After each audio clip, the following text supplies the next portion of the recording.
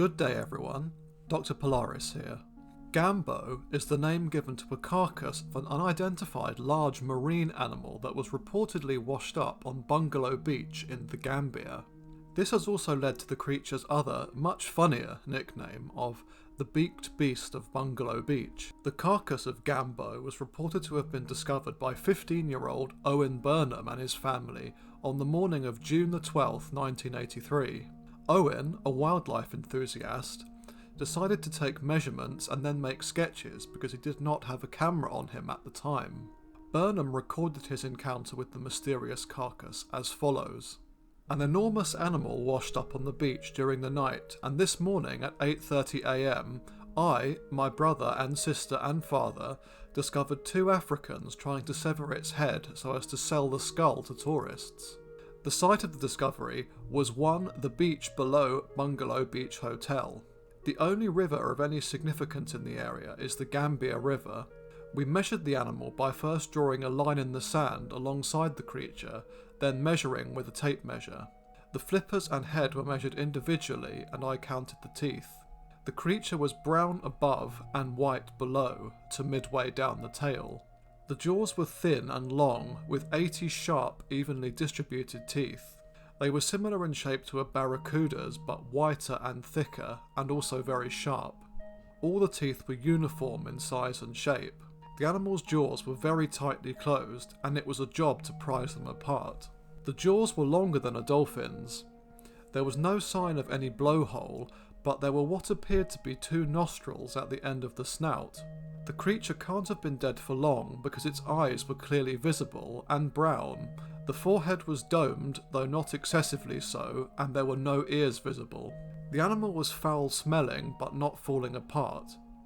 I've seen dolphins in a similar state after 5 days, so I estimate that it had been dead about that long.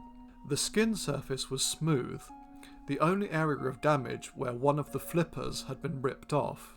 A large piece of skin was also loose. There were no mammary glands present, and any male organs were too damaged to be recognisable. The other hind flipper was damaged, but not too badly. I couldn't see any bones. I must mention clearly that the animal wasn't falling apart, and the only damage was in the area above I just mentioned. The only organs I saw were some intestines from the damaged area. The paddles were round and solid. There were no toes, claws or nails. The body of the creature was distended by gas, so I would imagine it to be more streamlined in life.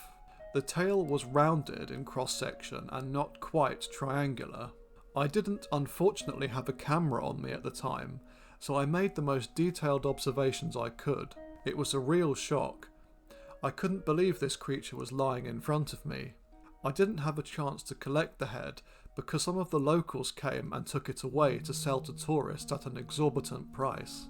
I almost bought it, but didn't know how to get it to England. The vertebrae were very thick and the flesh was dark red, like beef. It took the men 20 minutes of hacking with a machete to sever it.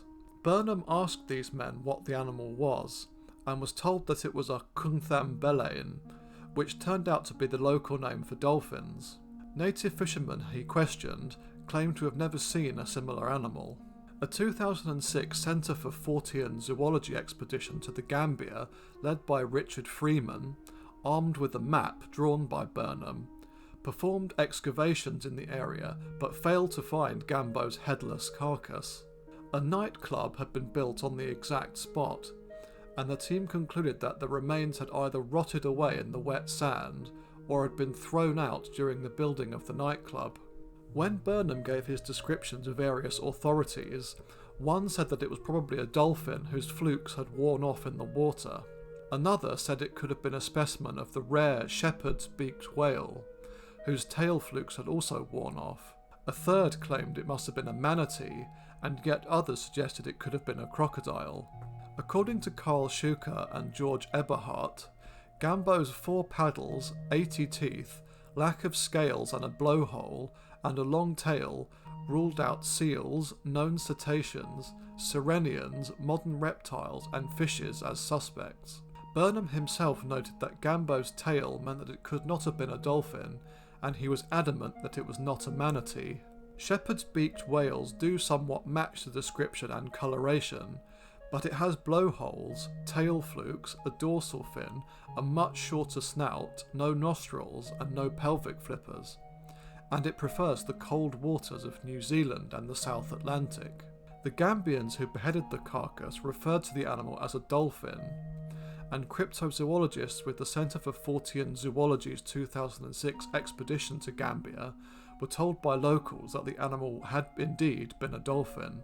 Burnham thought that the closest thing he had seen to Gambo was the skull of Kronosaurus, a Cretaceous pliosaur, although he admitted that Kronosaurus was much larger. He also wrote that it closely resembled an ichthyosaur, but with a pointed tail instead of flukes.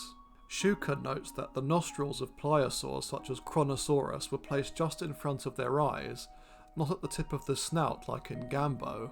Thalattosuchians, on the other hand, had slender, non-scaly bodies, paddle-like limbs, and terminally sighted nostrils.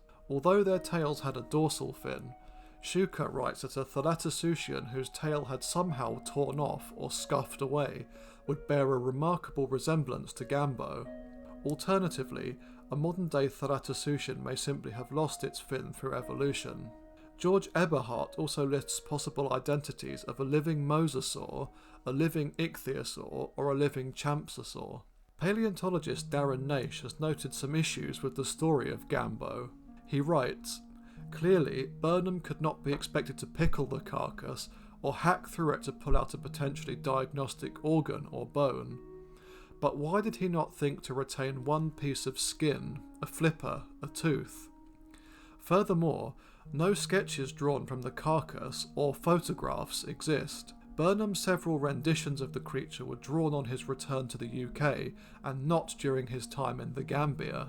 I bring attention to these points, not to attempt in any way to discredit Burnham or his report, but to illustrate the apocryphal and anecdotal nature of the account. As appealing as it is potentially promising a bona fide sea serpent carcass, it is unfortunately no better than the many tales of lost sea serpent bodies from the 18th and 19th centuries. Naish, John Conway and C.M. Koseman also made the fun suggestion, in their book Cryptozoologicon, that Gambo was actually a fully aquatic monotreme descended from platypus-like ancestors. So what do you think about Gambo? Let me know in the comments below because, to be quite honest, I have no idea myself. Thanks for watching everyone. I'll be back next week with some more speculative evolution stuff, so I'll see you again soon. Cheerio.